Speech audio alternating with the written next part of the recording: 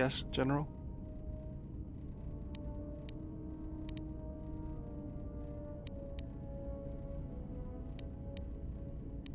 Just working on the ship. I'm not sure who got her up and running, but I'm amazed she's even spaced. Whoever made these repairs doesn't think like most mechanics.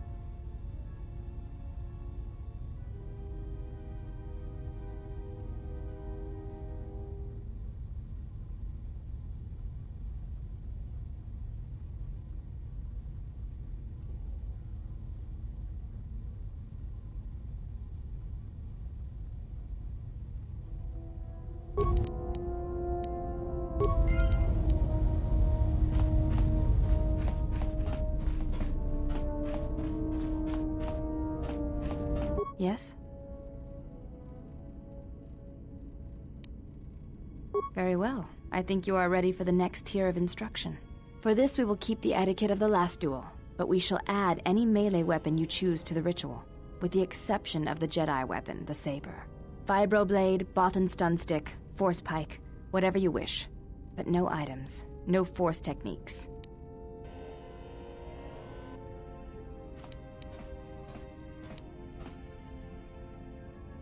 Then let us begin. And again, do not hold back. I will not.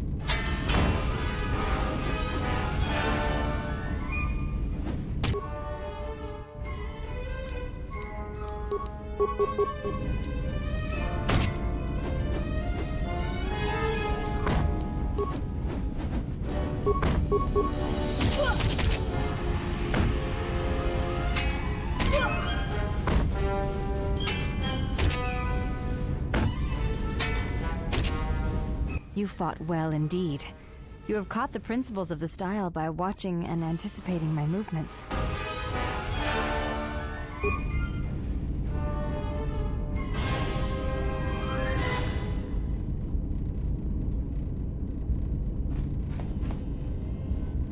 Yes? I do not think you are ready for further instruction. Each movement of our arts demands some time to use the art in battle, or to examine how it may be best used in battle.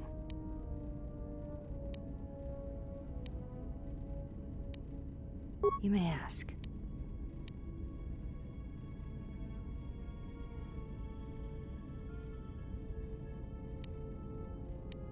Before entering Atris's service, yes, I carried a name. It is not important. My title and rank is of consequence, not my name. I take value in Atris's service.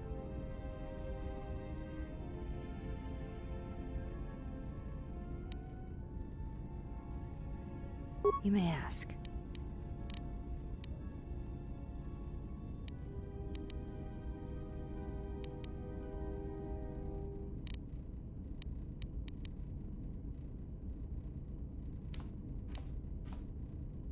I honor. Yes, that is correct.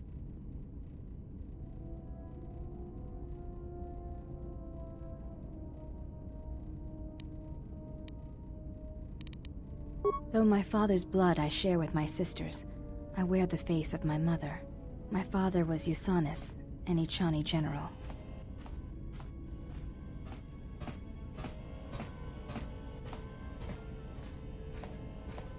He left our family to serve in the Mandalorian Wars, but his choice was not because of battle. He went to join my mother, one whose movements and spirit matched his. His only desire was that they fight together, side by side, for as long as there were enemies amassed against them.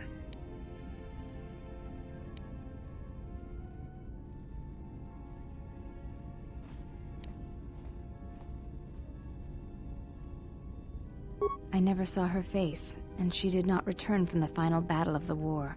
She died in the battle that shattered Malachor 5, and her body was never recovered.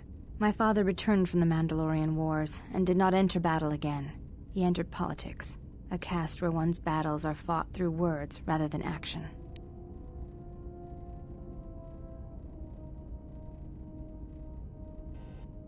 He was slain by Revan in the Jedi Civil War. When Revan sought to destabilize the Ichani worlds, Revan succeeded. The fact that our father chose battle is not shameful, but that is not the reason he went to war. He went to war to be with the one he loved, but not the one he had pledged himself to. He was disloyal. I am the mark of that disloyalty. It is said that such things run in the blood, and I have fought long to prove that this is not so. That is why I am different from my sisters. Yet I am pledged to them, and Atris, and I would die before betraying them.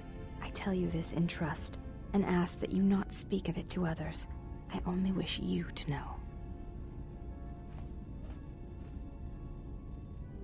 Because when my father returned from the Mandalorian Wars, he walked as you do now. There was something wounded inside him. He did not speak of what had happened there, and with us he was silent, changed. When I look upon you, I see in you an answer to a question I have searched for all my life, and that is why I tell you this now. I do not believe you to be the monster Atris made you out to be. I believe your choice was my father's choice, and it was just as difficult.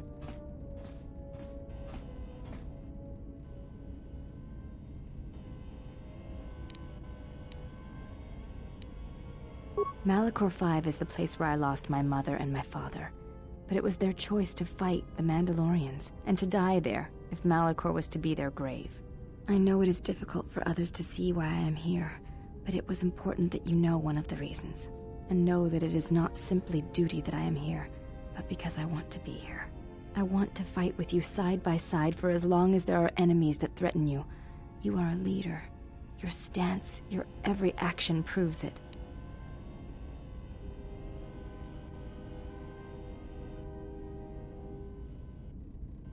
You honor me, exile.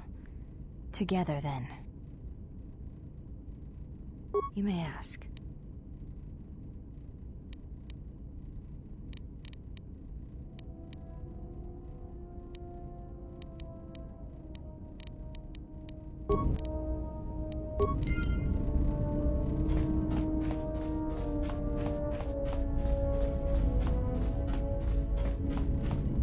You are spending time with the servant of Atris.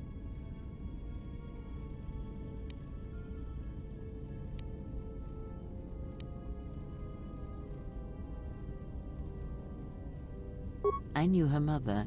She was a Jedi Knight, a master, named Aaron Kai. Jedi are forbidden to have children, and when the crime finally came to light almost a decade later, Kai was exiled. She joined the Mandalorian Wars after the shame of her birth was revealed.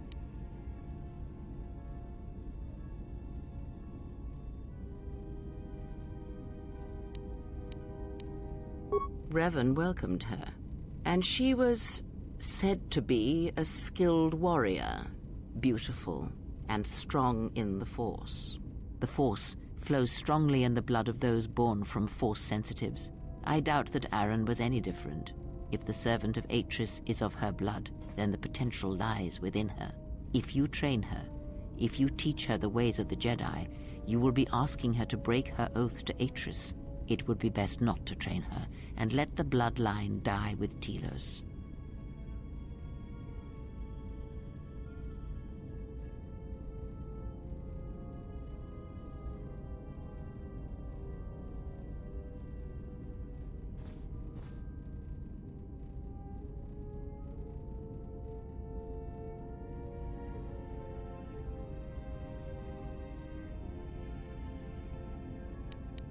You must train yourself first. The time will reveal itself. Yet if you persist as you have, building her trust, then you will be training her, whether you know it or not, until the choice is hers, not yours.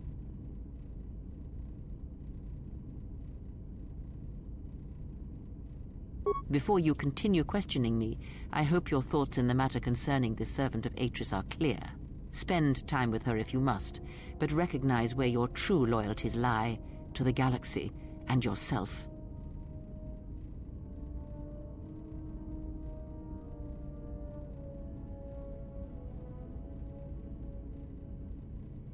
Lectures? No, merely an observation.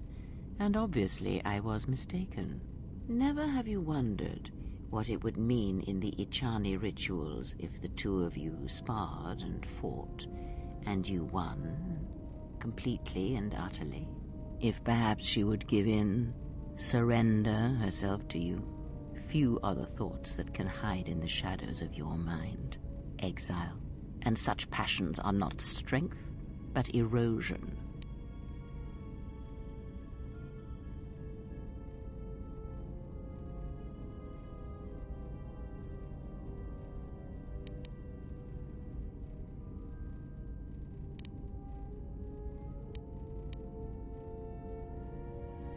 I cannot help but hear you at times, and such curious thoughts they are, not at all like a Jedi. But I shall keep such thoughts to myself, I think. And you should as well.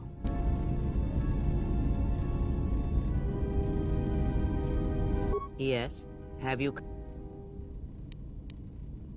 Very well. What is it that drives you?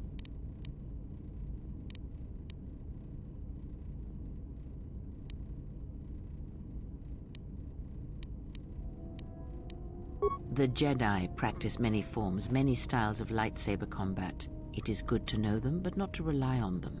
You may have already felt the Shicho, the simplest of the forms, return to you as your skill and perceptions have returned. Others may come with time, with experience.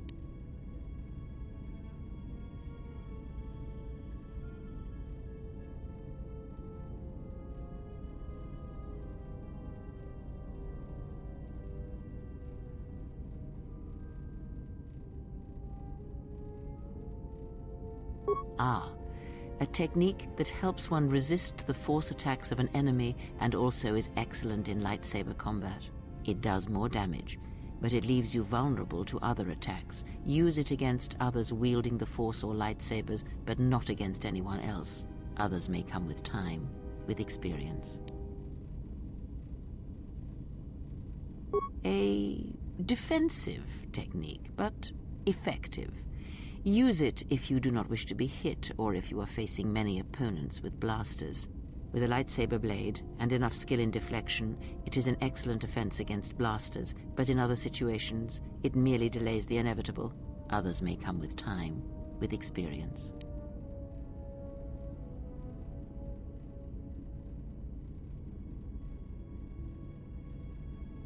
Ah, one of the techniques you've learned from the Masters.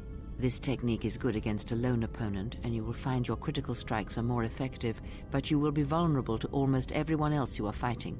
Others may come with time, with experience. Very well.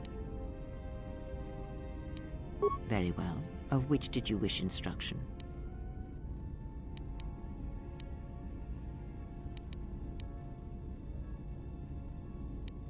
It allows you to recover your strength with the Force more quickly, and it lends strength to your Force powers.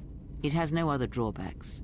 Such a form is a gift, preferred of the Jedi consulars, and effective in combats where you must fight only through the Force.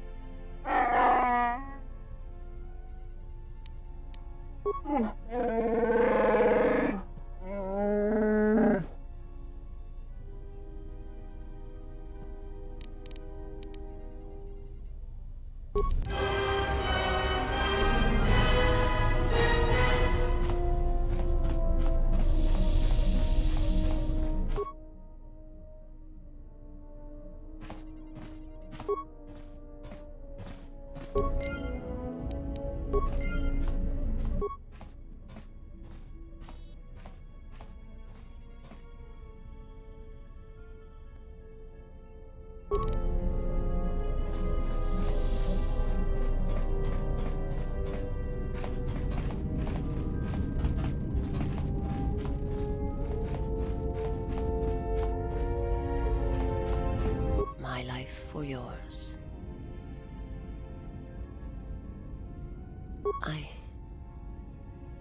I serve my master. My master was a... There is... You cannot, even if I... It would... You will meet my... And when... And if my... There is much... My people... They're... gone. There's nothing more that I will answer what I can. I'm not familiar with the place you speak of. My master is not... But there... I will...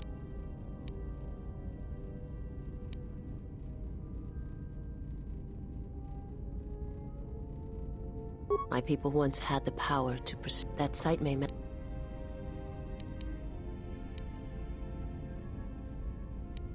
Is there something else? It is not something I...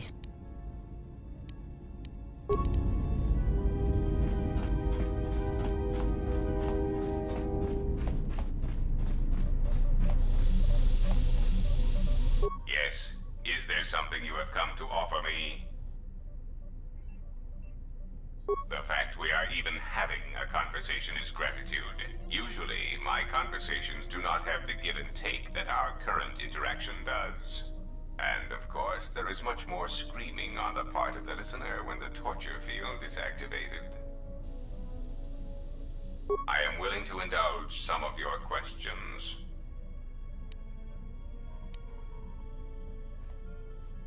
There are several factors, all of which affect each other. There is the stabilization of Dantooine, the preservation of the restoration efforts on Telos, the political resolution on Onderon, and the unification of a religious power base in the galaxy, either Jedi or Sith.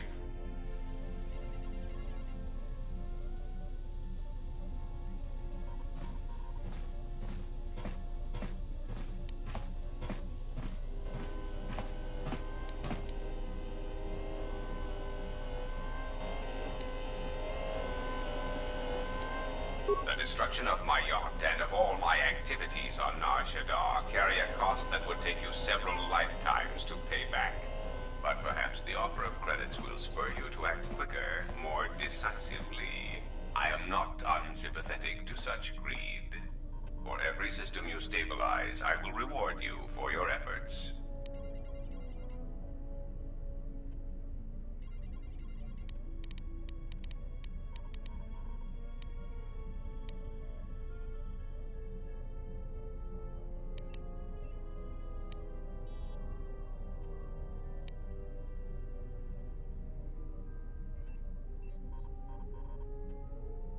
To use a last resort first is often effective. See that you do not disappoint me.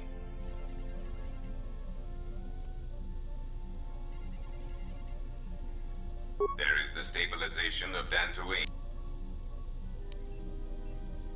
Dantooine is a vital resupply point for the Republic. If its stability is compromised, then the Republic will lose control over many outlying worlds, and they will become a haven for raiders and smugglers.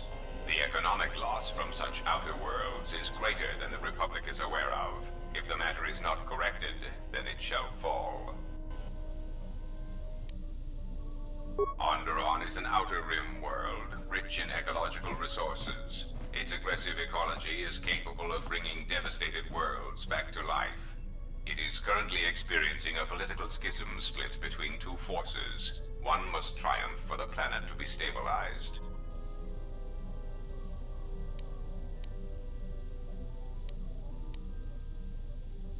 Telos is instrumental to the stability of the Republic. Its success or failure will dictate the economic forecasts of many other worlds. Of course, since the destruction of the Paragus facility, the odds of the Telos restoration project being successfully completed is close to zero.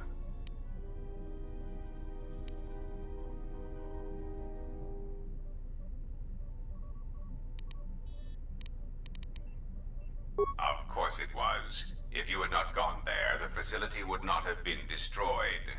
If you had simply surrendered to the Sith, then all of that violence would have been unnecessary.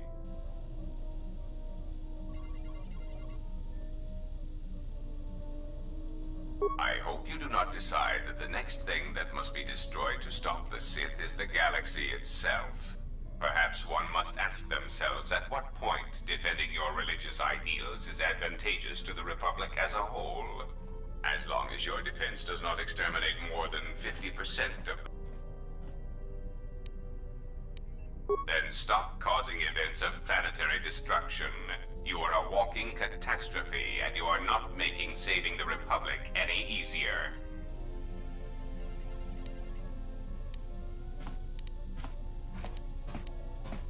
You may speak.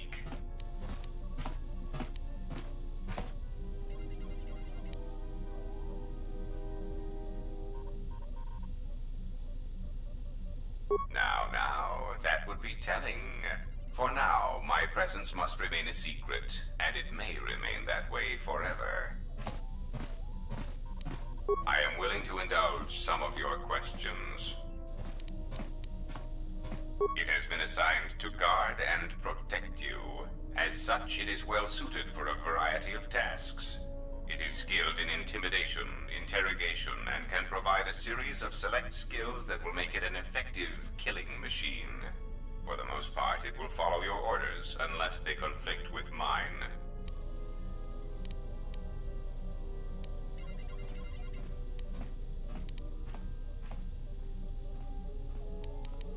Then its proton core will detonate, turning this ship into space dust. There is no negotiation in this. I will not allow you to interfere with my operations and plans. This unit comes with a droid scrambler that you may use against mechanized opponents to randomize their defensive and offensive protocols. Use it, and it will cause droids to wage a civil war in their programming, and they will turn on their allies. Its power source is not limitless, but it is enough. In addition, this unit comes equipped with a portable cloaking generator. It will allow it to enter places undetected in reconnaissance mode.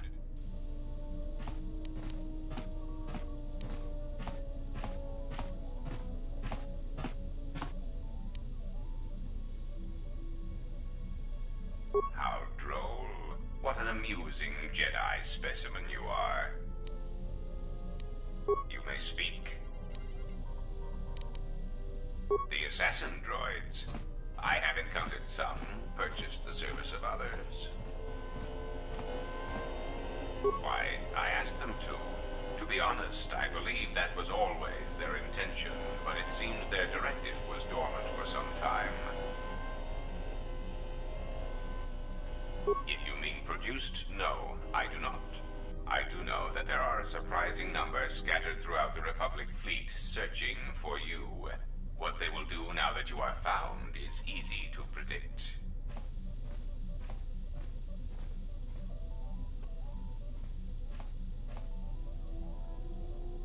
Of course they are. They're droids with very specific protocols that, unless changed, will dictate their movements. Unless you shut them down at the source, they will be stalking you until you are captured or terminated. Now, is there something else you wish to know, or do you wish to waste more of my time? They are masquerading as protocol droids. I have discovered that when they are used in negotiations, they have a predictable pattern of sabotaging whatever peace treaties they are involved with.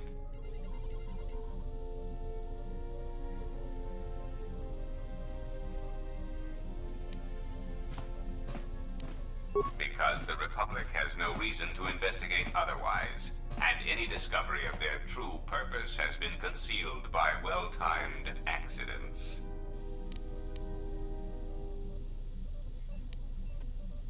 Because their behavior is predictable, of course. By monitoring their presence, I know which worlds will suffer civil wars, planetary conflicts, and Republic bombardment. I am willing to indulge.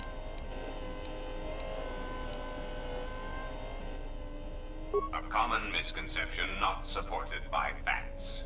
Revan did not intend to destroy the Republic. He deliberately left the infrastructure of many planets intact, and many military production facilities.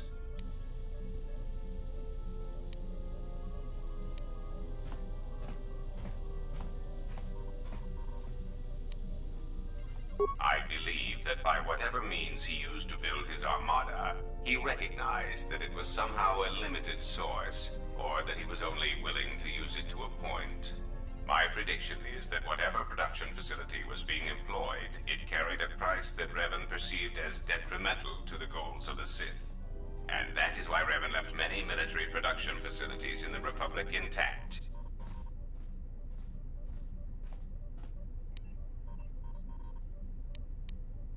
Unlike Revan, Malak demonstrated no concern for the future of the Republic in his attacks.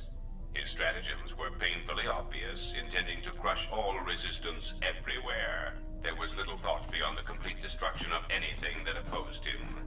He left quite a mess.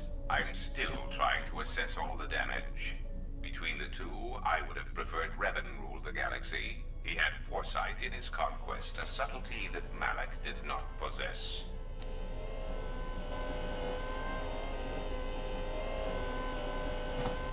That is also a mystery to me. I do not have any evidence upon which to build an answer. It is significant that after the defeat of Malak, the forces decreased considerably, and after Revan's departure from known space, production ceased completely. It is my prediction that whatever was producing such forces needed a strong, effective leader to ensure its stability. Without Revan or Malak, there was no such figure left among the Sith.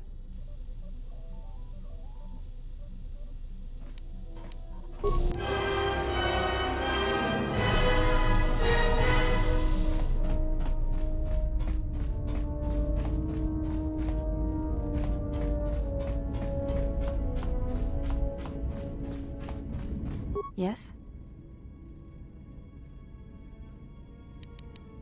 You may ask.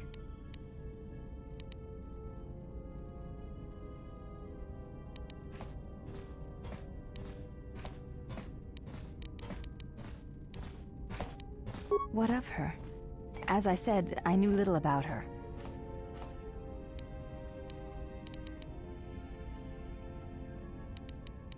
This is already known to me. Why are you telling me this?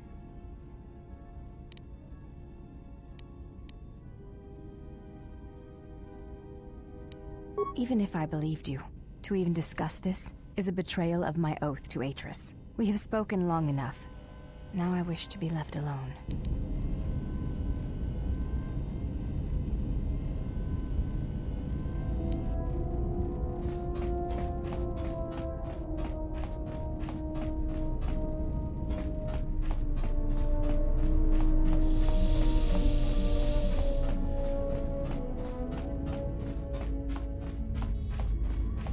Care to explain why we have that psychotic Wookiee with us?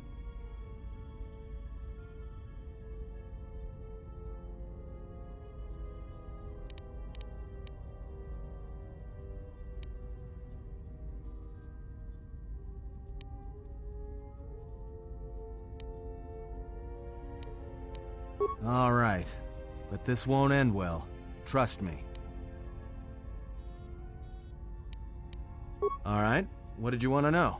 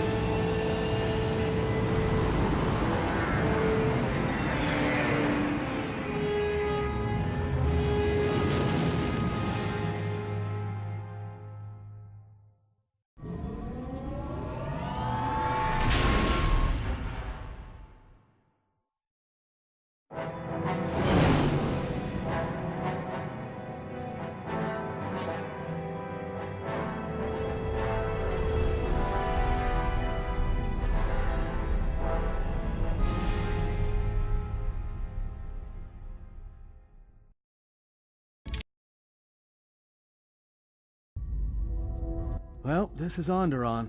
It looks like there's a long line to get into the Isis starport.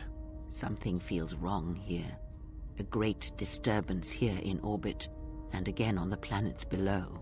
I guess this blockade is a symptom of larger problems on Onderon. Looks like we're about to find out. I'm receiving a message from some Colonel Tobin. Patching it through. The Ebon Hawk. I was told to expect your arrival.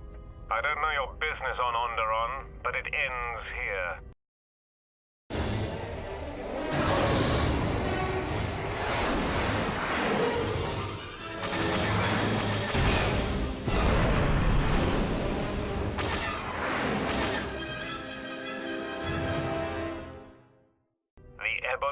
We've taken some hits.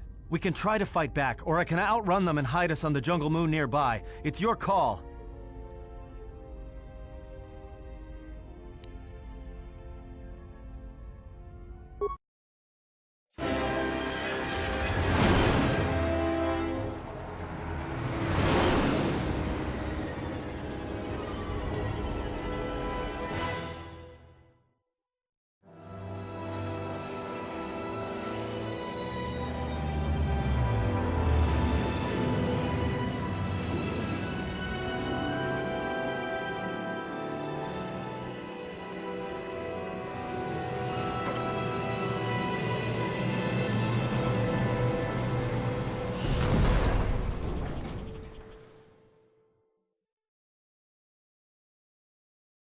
You know, just once I wish someone was glad to see us. But no, if it isn't weapons pointed at our heads, it's someone trying to blast us out of the sky.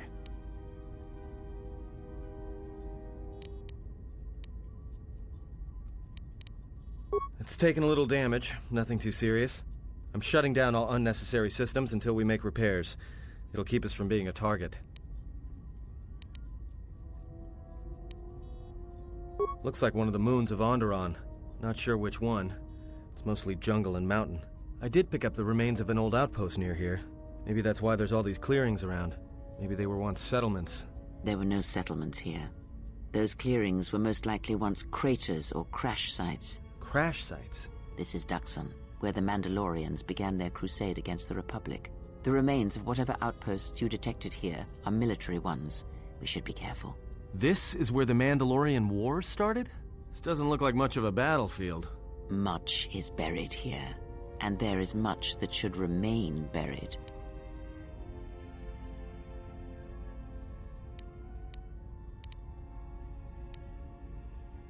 Until the ship is repaired, we're not going anywhere. Unless you can find another route to Onderon, we should sit tight. There may be a means to get to Onderon by another route. The Force has guided us here for a reason. We should explore our surroundings. There is something here. Something? Oh, there's something here, all right. Predators. Not small flit darters, but big, mean, nasty predators. Nevertheless, we should explore our surroundings. And that nearby outpost would be as good a place as any to begin.